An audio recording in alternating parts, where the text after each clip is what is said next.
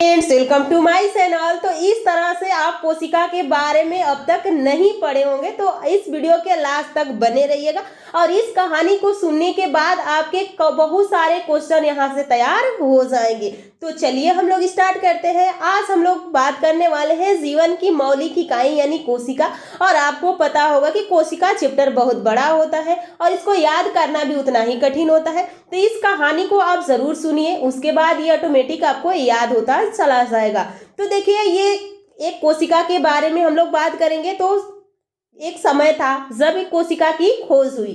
तो कोशिका की खोज, पहला क्वेश्चन, कोशिका की खोज किसने किया? तो कोशिका की खोज किसने किया? रॉबर्ट हुक ने किया। रॉबर्ट हुक ने 1665 में एक कोशिका की खोज की, लेकिन वो कोशिका कैसी थी? मृत कोशिका थी।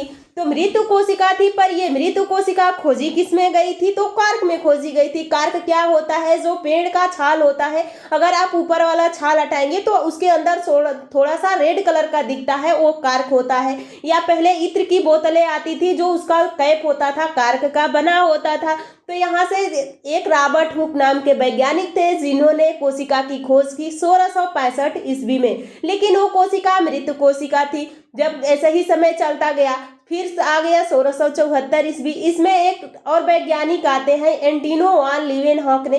तो 1674 में इन्होंने एक जीवित कोशिका की खोज कर दी। ये व्यक्ति अपने बगीचे में घूम रहे थे, अपने पौधों को पानी डाल रहे थे। जब पौधों को पानी डाल रहे थे तो इनके नाखून में मिट्टी चला आया। तो वो अपने नाखून के मिट्टी को निकाल के एक स्वनिर्मित सूक्ष्मदर्शी बनाए थे, उसमें उसके नीचे मिट्टी को रखा। तो मिट्टी में उन्होंने हलचल देखी। उनको ध्यान आया कि वाह, ये कैसे मिट्टी में हलचल हो रहा है, ऐसा तो होता ही नहीं है। तब उन्होंने फिर चेक किया कि तब देखा कि इसमें छोटे छोटे जीव हैं, जिसको बोला गया बैक्टीरिया। तो यहाँ से दो क्वेश्चन याद कीजिएगा कि 1674 ईस्वी में एंटिनो वान लीवेनहॉक ने कोशिका की खोज की। वो कोशिका मृत कोशिका थी, जीवित कोशिका थी। फिर बैक्टीरिया की खोज इन्होंने ही किया।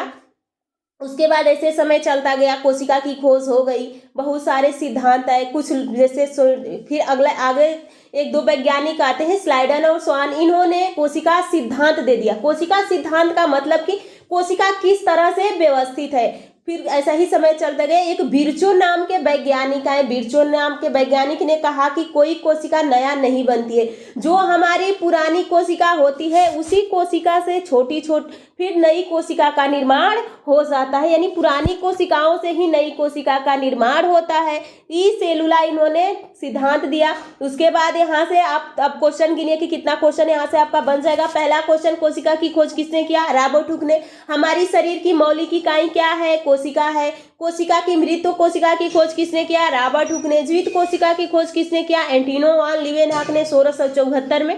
तो ये आप लोग की कहानी थी। अब एक कोशिका है, पूरा समझिए कि वो एक रूम है। अब रूम में कई लोग रह रहे हैं, तो जब कई लोग रहेंगे तो टक्कर होगा ही होगा।